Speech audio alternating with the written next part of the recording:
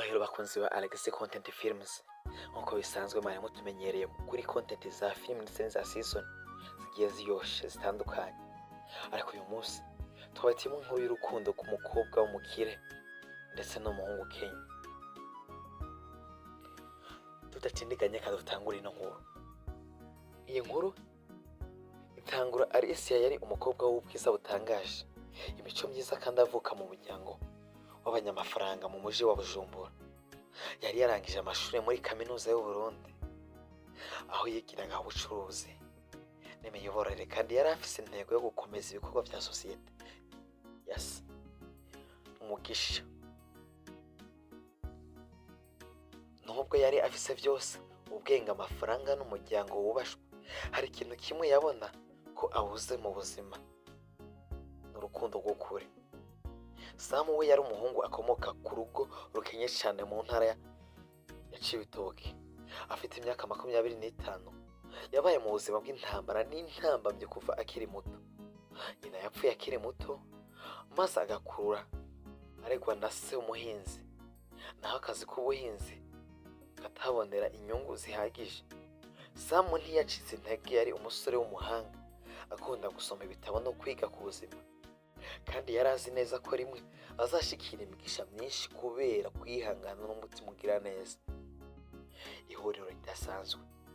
Umunsi umwe Alicia yasohotse mu modoka yo mu bwoko bwa Mercedes Benz agiye gusura inzu nshasha y'ishirahamwe ryabo ry'ubucuruzi yugurura mu karere ka Cibitoke. Akiri ko yinjira muri iyo nzu, Sam, umwe mu bayirinda umutekano ku muryango, yaramusuhuje n'icubahiro. Umutima wa Alicia wahise utera insigana kubera ukuntu uwo musore yari afite ijwi ryiza kandi asa n'umuntu wifitiye icyizere, atitaye ku miterere ye y'ubuzima bworoheje. Mu maso ya Sam, Alicia yari umukobwa mwiza ariko wiyoroheje. Ntivyamufata igihe kinini kumenya ko umutima we watsindiwe. Ubwo Alicia yasubirayo mu minsi ikurikira, yagiye araganira na Sam buhoro buhoro. Urukundo rwabo rutangira kuganza imitima yabo. Inkundura y'urujojo no kutumvikana. Igihe Alicia yatangura gusangira inkuru z'umutima wiwe na Sam, yamenye ko bidashobora kubura ngorane. Abavyeyi biwe cyane cyane se Mugisha bari baramugeneye ndetse bamugenewe umugabo akomoka mu miryango ifise ubutunzi, umugabo w'umucuruzi witwa Brian. Yari amaze iminsi asaba ko babana, ariko Alicia ntiyigeze amwishimira. Ibi byatumye aba hafi y'ibibazo bitari bito, guhitamo urukundo canke kubaha ivyifuzo by'umuryango wiwe. Ku rundi ruhande, Sam yari arondera uko yohindura ubuzima bwiwe. Yagumye akora akazi kenshi, ariko mu nzozi ziwe yari yibaza uburyo bwo kwinjira mu buzima bwiza bwatuma ashobora gutanga umunezero w'inkomezi ho yihebeye Alicia. Ubucuti hagati ya Alicia na Sam bwarakomeye mu buryo bwinshi, ariko bwahindutse ikiganiro mu muryango wa Alicia. Se wabo Alicia, Mugisha, yari umugabo w'umutima ukunda kuganza abandi, kandi ntiyashobora kwiyumvira ko umukobwa wiwe yakundana n'umuntu wo ku rwego rwa Sam. Yabonye urukundo rwabo nk'akaga k'ubuzima bwiza bw'umuryango wiwe, kandi yahise afata ingingo yo kubihagarika. Umunsi umwe, Sam yatumiwe mu rugo kwa Alicia mu gikorwa cica cyo gusangira n'abakozi bose bashinzwe ibikorwa bitandukanye muri iyo sosiyete ya Mugisha. Yari akibona ibintu nk'ukoresha ashaka gusangira abakozi biwe, ariko atari yamenya ko ari uburyo bwo kumugeza imbere y'abavyeyi ba Alicia. Abantu bose bariko basangira. Alicia yatangura kuganira n'abavyeyi biwe mu kinyegero ku bijanye n'urukundo rwiwe n'umusore. Papa, Sam ni umuntu atandukanye na bose nigeze mpura nabo. Ni umuntu w'umutima wanje wihitiyemo, kandi ntibishobora guhinduka. Alicia yarabivuga ijwi rishize amani. Se wiwe, umutima ukomeye, yamusubije buhoro buhoro,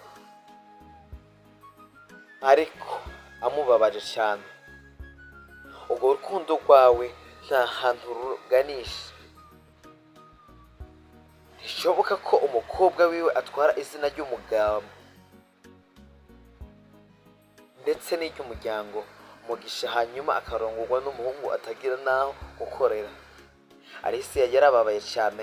Kuva uwo mwanya urukundo rwabo rwatanguye kugeragezwa n'amagambo, igitutu, ibitutsi by'aba kubona umusore wo mu buzima bworoheje yinjira mu muryango ukomeye.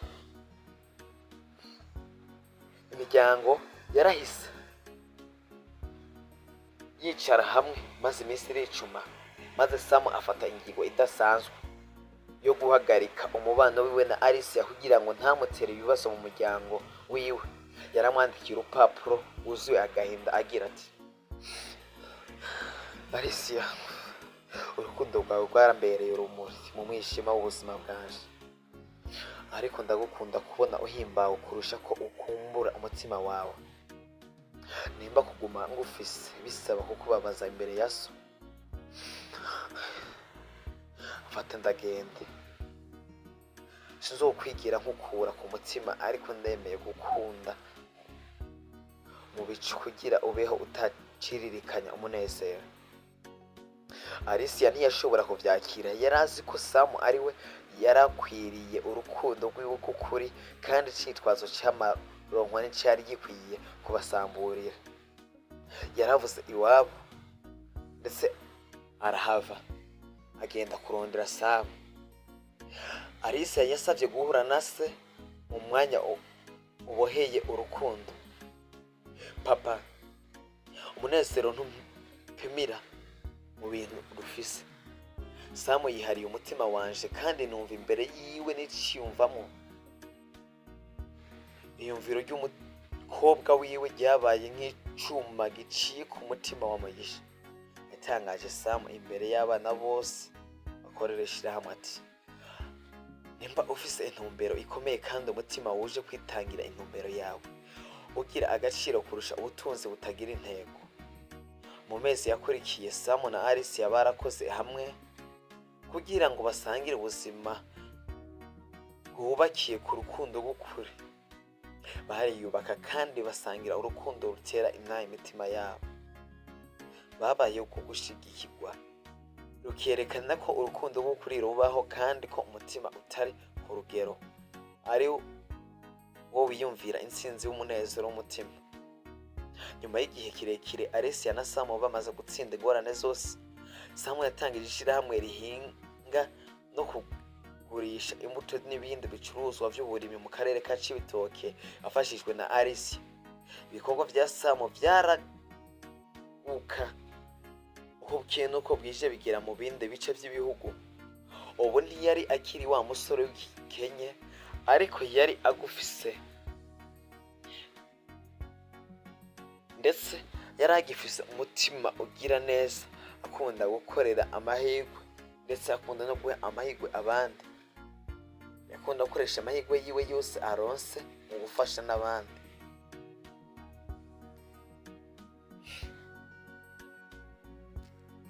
Ubusabane hagati yabo bompi bwatwaye umwanya w'umutima mwiza, ariko vyaravuyemo ubuzima bubashe ndetse bushasha.